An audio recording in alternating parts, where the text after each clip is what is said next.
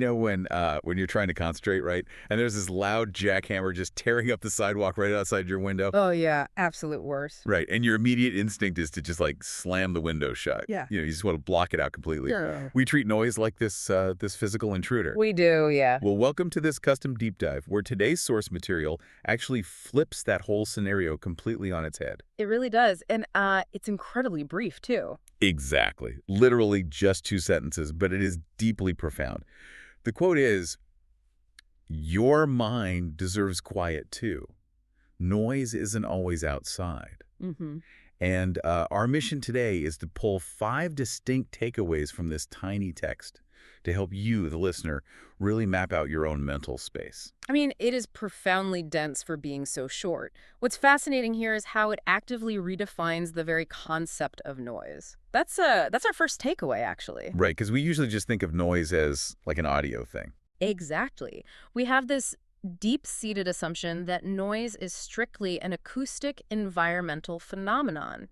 Decibels, sound waves, stuff we can measure with a meter. Okay, let's unpack this, because that internal noise is usually the trickiest part, isn't it?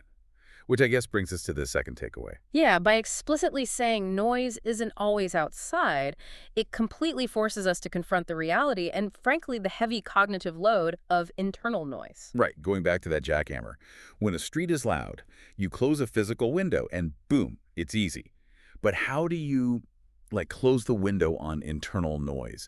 The racing thoughts, the anxieties, those endless mental to-do lists. You can't exactly buy earplugs for your own brain. No, you really can't. You can't just plug your ears and make the anxiety stop. No, but you can build mental architecture. Yeah. Neurologically speaking, internal noise is often just our default mode network going into absolute overdrive. Oh, interesting. Yeah, it's the brain idling, endlessly generating hypothetical scenarios, so you can sit in a completely soundproof room. And still feel utterly overwhelmed. Exactly. The source of the disruption travels with you. To close that mental window, you have to actively shift your attention, stepping out of that default network. Which brings us to the remedy the quote actually proposes.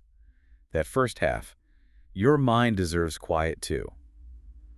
That right there gives us our third takeaway, that the mind intrinsically requires a state of quiet. But I have to push back a little here. Oh, how so? Yeah, I mean, I get that mental quiet is important, but practically speaking, is that even possible in a modern workflow? Framing it as something we, quote, deserve almost sounds like a spot A luxury, like a retreat rather than something realistic. Well, see, that's takeaway number 4. It's exactly the opposite of a luxury. The quote uses the word deserving to frame mental quiet as a baseline operational requirement. A requirement, like a fundamental right. Yes, a fundamental right for cognitive health. The human brain literally needs periods of low cognitive demand. It has to consolidate memories and regulate emotions. And probably to prevent decision fatigue, too, right? Exactly. It's not a machine that can just run at the red line forever. It is basic maintenance, not an indulgence. Wow. Okay, here's where it gets really interesting. Because we actually do perform this maintenance, right? But almost exclusively for our physical spaces. And that's takeaway 5, hidden that tiny word too at the end of the first sentence. Yeah, that word implies an addition. Exactly. We spend billions on physical insulation, buying noise-canceling headphones, installing double-pane glass, seeking out quiet neighborhoods. But we invest almost zero effort into mental boundary setting. It's so true, and it raises such an important question for everyone listening. We acknowledge the physical need to protect our ears, but what architecture are we building to protect our minds? Right. We wouldn't accept living next to a physical jackhammer 24/7. Never. Yeah. Yet we routinely tolerate this constant, exhausting barrage of internal cognitive noise without even a second thought. So what does this all mean? In just 2 short sentences, we've pulled out 5 huge takeaways today. Yeah, we redefine noise from acoustic to internal. We recognize the brain's biological need for downtime. Reframe that quiet as a fundamental necessity rather than just a treat. And we highlighted that glaring gap between how we protect our physical space versus how much we neglect our mental space. It's a lot for just a few words. It really fundamentally shifts how we view mental clutter.